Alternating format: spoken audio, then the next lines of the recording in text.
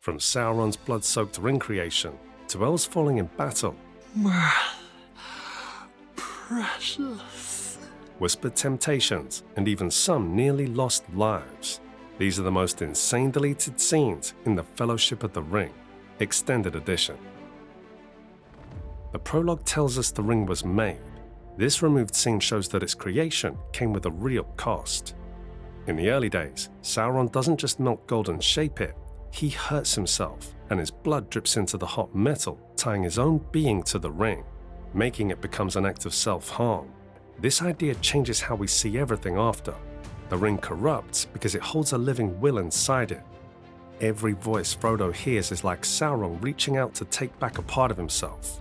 Every moment of temptation feels like an invasion. The scene was cut to keep the story moving, but without it, the ring feels more like a legend and less like a wound. Keeping it would have made the burden feel heavier from the start, because the ring is not just strong, it is alive, and it remembers who bled to create it. But forging the ring was only the beginning. Keeping it away from Sauron's servants was another story. In this extended edition scene, Frodo is hunted and poisoned by the Nazgul while fleeing towards the river. Arwen appears as a commanding presence.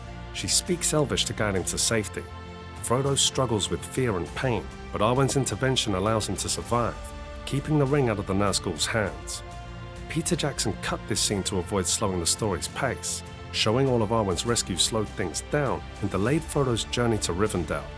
The theatrical version stays tighter and more focused on the main story. If the scene had stayed, Frodo's danger would feel much more real, and the Nazgul would seem even scarier. Arwen's strength and bravery would stand out.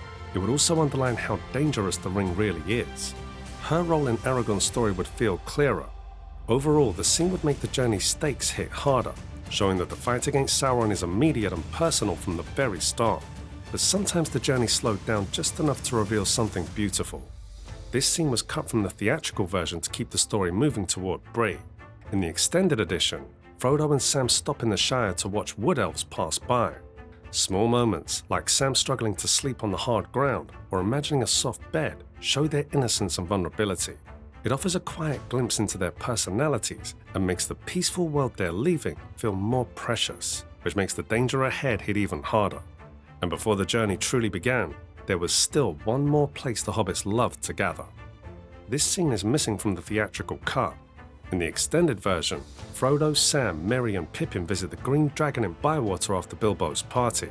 They drink, sing, play games and enjoy the lively company of other hobbits. The scene shows their carefree life and simple joys before the journey begins. Peter Jackson cuts it for pacing since the story needed to move quickly toward the adventure and the ring's introduction. If it had stayed, it would have strengthened the bonds between the hobbits, shown more of Sam's feelings for Rosie, and made the Shire feel even more alive, giving the audience a clearer sense of what's at stake when danger finally arrives. But those carefree days wouldn't last once the ring entered their lives. The journey would soon reveal one of the ring's most tragic victims. After Frodo notices something moving in the darkness of Moria, Gandalf quietly explains that the creature following them is Gollum. He tells Frodo about Gollum's tragic past as Smeagol and how the ring twisted his mind. Frodo wonders if Bilbo should have killed him when he had the chance. Gandalf responds that it was pity that stayed Bilbo's hand and warns Frodo not to judge too quickly. The moment ends with Gandalf reminding Frodo that they cannot choose the times they live in, only how they face them. Parts of this conversation were shortened in the theatrical cut to keep the pacing tight during the tense Moria sequence. The full scene deepens Frodo's fear about the ring and shows Gandalf guiding him not just as a protector, but as a teacher. But long before the ring's darker stories unfolded, it all began with an old friend arriving in the Shire. In the extended edition, Gandalf's arrival for Bilbo's birthday is longer and more detailed. We see him riding through the Shire, talking warmly with Frodo, and noticing Bilbo acting a bit strange. There's playful back and forth about being on time, small jokes and hints about Bilbo's secret, the ring. The scene also features the familiar voiceover about the Shire's peaceful life, along with little signs that things are about to change. While charming and full of character-building moments, it slows the narrative before the story's main events begin. For this reason alone, it was not included in the final version, making the birthday party move faster, the chaos hit sooner, and the story heads straight to the ring. Before the Fellowship could begin its journey, Bilbo had one last part to play. In this scene, Bilbo gives Frodo two important gifts before the Fellowship leaves. First, he gives him Sting, the small elvish sword that glows blue when orcs are near. Then, he hands Frodo a mithril shirt, an incredibly strong armor that feels light as a feather. During the moment, Bilbo briefly reacts strangely when he sees the ring. In the extended version, the moment that follows is longer, showing Bilbo's deep shame and sorrow as he apologizes to Frodo for the burden he now carries. The theatrical cut trims this exchange to keep Rivendell moving toward the Fellowship's departure. Keeping the longer version makes Bilbo's struggle with the ring clearer and more emotional.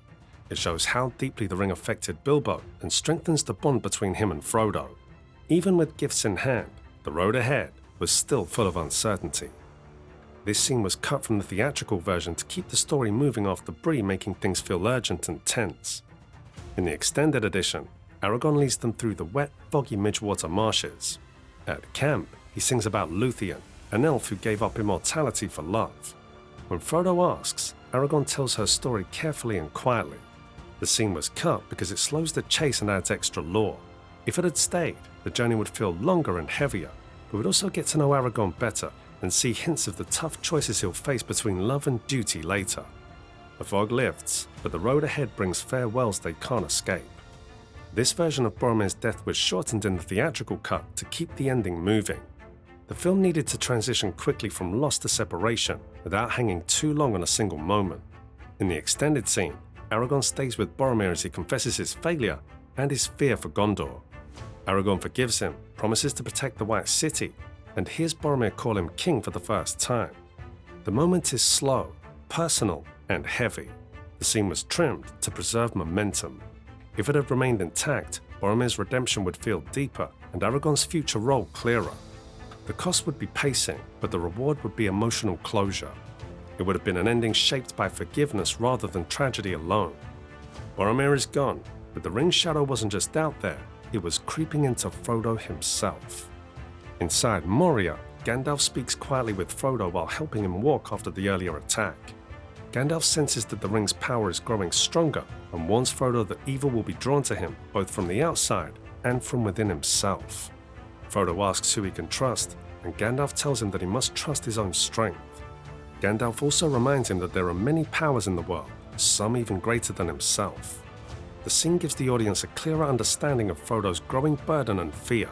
It shows Gandalf preparing Frodo to face the ring's influence and the challenges that lie ahead. Some scenes would have shocked, others would have stayed in mind forever. If any of these scenes fascinated you, make sure to like and subscribe for more scenes that never made it to the final screens. Which of these hidden pieces strikes you hardest?